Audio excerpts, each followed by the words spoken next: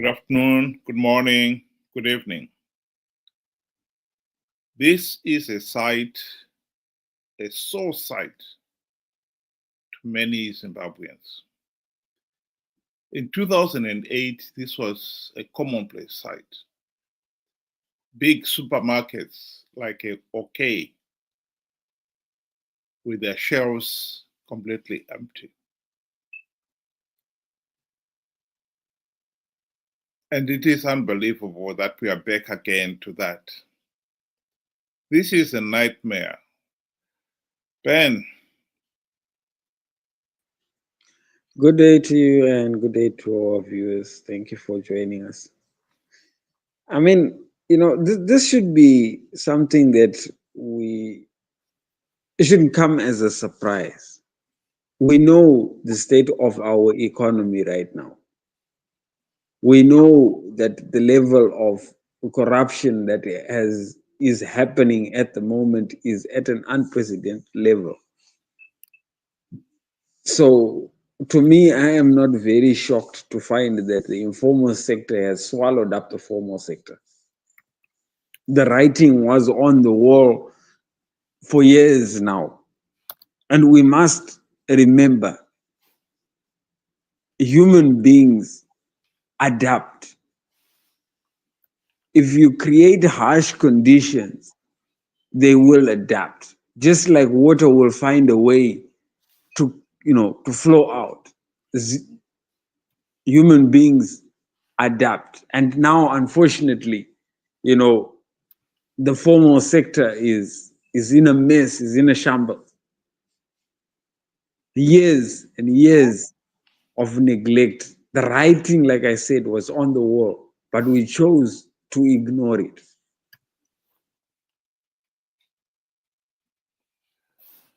Yeah, I think what has got to be said here is that the government, as usual, is trying to find scapegoats. They're now saying they're blaming the whole thing to proliferation of smuggled goods. The truth of the matter is, these people are trying to survive the best way they can, whichever way they can. In a country where unemployment has been 80% plus, it is not surprising that the informal sector has become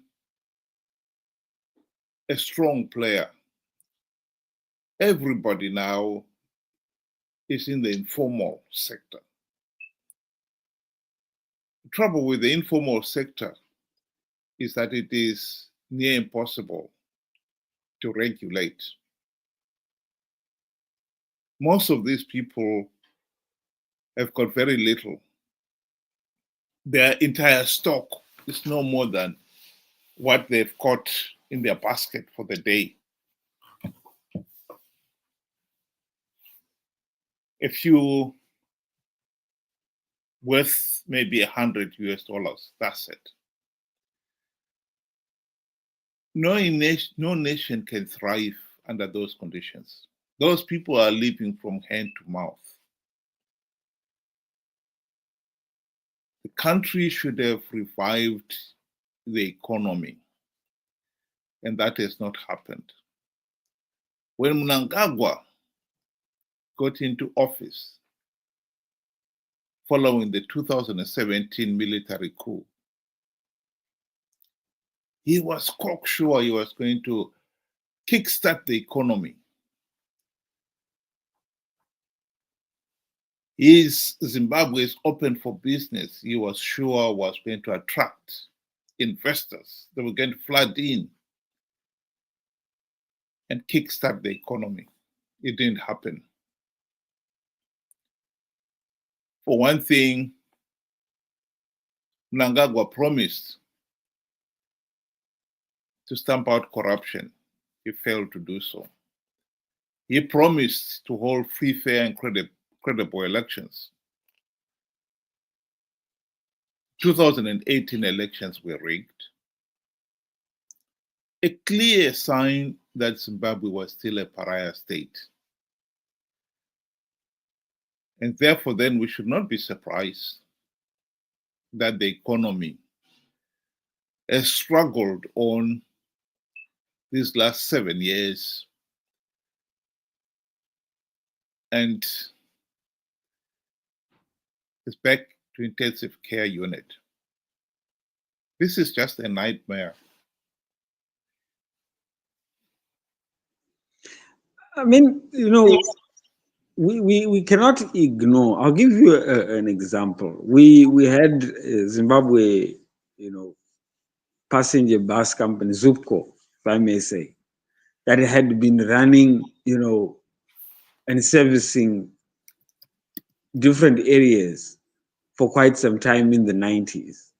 And that they struggled until it became no more. And then after that, we had, the informal, modes of transport or, come up. We had the combis. Now we have the latest, the Shikas. And I now know, that they have now introduced, these borders, these small little bicycles, or whatever, that are now ferrying people around. All these are warning signs. The warning signs, like I said, have been there, that Zimbabwe is no longer, running, a strong and healthy and functioning economy. Everything has gone, to dealings underneath the table. This is where the problem is. It starts with corruption. They drain the life out of well-established organizations and institutions.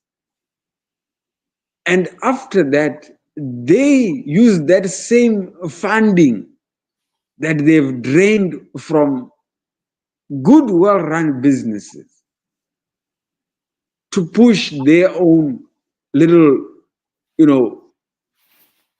businesses or the informal businesses there.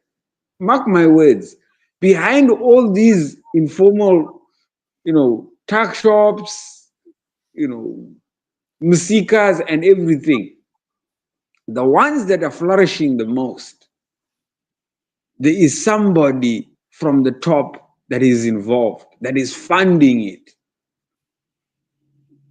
You have, so many, the gold sector, it's all informal. Who is at the heart of it? Mnangagwa's children. If you try and sell gold today, by the end of the day, you'll be arrested. But they have their runners that have been selling for years and years and years. Some get arrested and they pop up tomorrow. Corruption is at the heart of the problem. And if we do not address corruption, and mind you, I must say it has reached levels unseen before, way worse than what it was with the Mugabe era. We are in serious, serious trouble. And I feel sorry for the likes of OK, Spa, and unfortunately, Choppies, has already gone belly up. It's already done. The likes of Spa, they are suffering. They cannot keep up because it's now so expensive for them to do business. And the tuck shops, they simply just smuggle goods across, pay the next guy to keep quiet, and business as usual. And the other guys, the OKs, have to pay taxes. And make matters worse, they have to sell their goods in local currency. They are suffering. And I at the rate at which it's going, Imagine losing, the likes of OK. That's a big chain. That's a big retail outlet. To hear that it has gone belly up, it has closed shop, it will send shock waves in the whole economy. Because not only does government get anything, get taxes and money from their operation, but people rely on them as a safe, place to go and get, your day-to-day, meals and stuff like that. It's really sad. It's and scary as well. This is a nightmare we know will continue. And meanwhile, of course, somebody keeps wittering about Vision 2030. And the ordinary Zimbabweans are being coerced into supporting it. Vision 2030 says Zimbabwe will be an upper middle income nation by 2030. This is in 5 years' time. And yet, at the present moment, the country's economy is in serious trouble. Our roads have got potholes. Most of our cities, the sewage and water supply have all but collapsed. Our education and healthcare have all but collapsed. And yet somebody is still determined that he is the best the country has in terms of leadership to deliver this Vision 2030. Vision 2030 is a mirage. And as long as we have got this ZANU-PF dictatorship, a pariah state, there will be no meaningful economic recovery, and the country will be launching from pillar to post with absolutely no hope of ever getting out. So I would like to reiterate the solution to Zimbabwe's economic and political crisis. We should have free, fair, and credible elections. We had the golden opportunity to implement the democratic reforms during the 2008 to 2013 GNU. We failed to implement even one token reform. Most significantly, when the MDC leaders realized that they had sold out during the GNU, they decided to change the tune. They told their followers they did not need democratic reforms because they could win rigged elections. And so since 2013, the nation has been participating in these flawed elections on the false belief that the opposition can win rigged elections.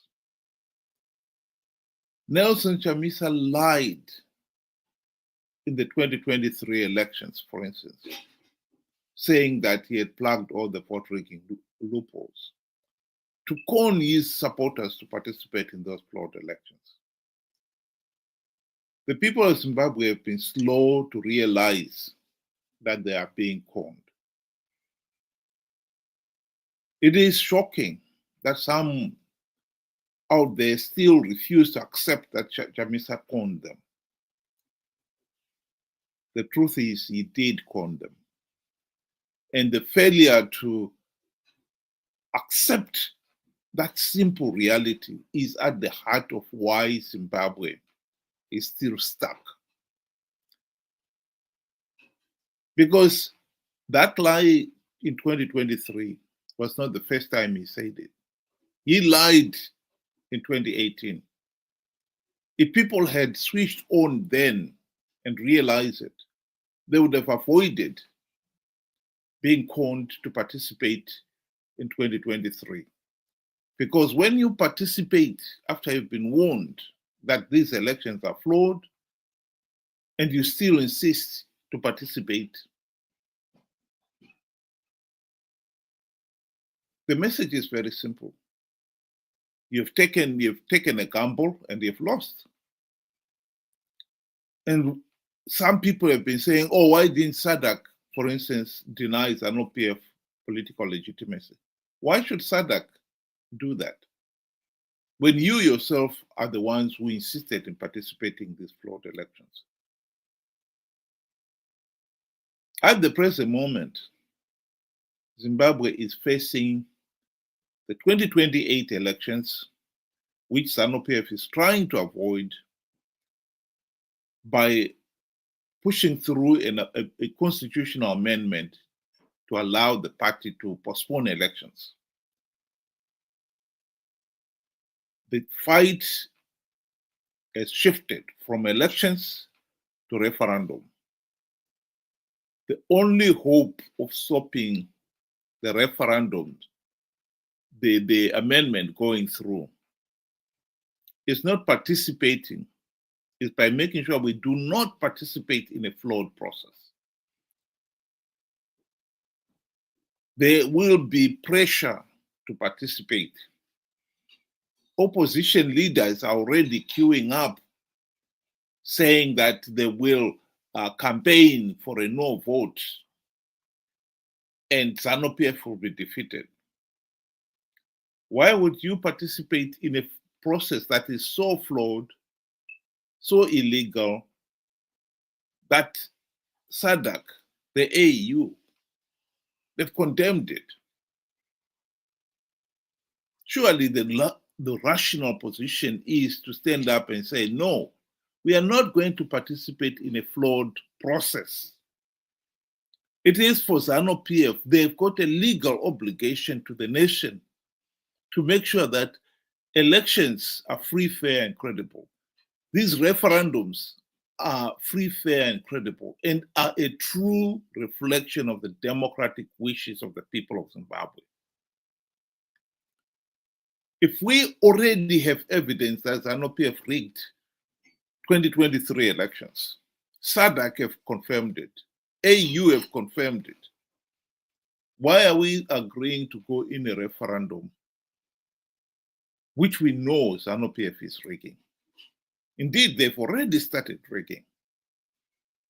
The party has already secured the 2/3 majority in parliament and in the Senate by bribing opposition leaders and politicians and MPs and senators, etc.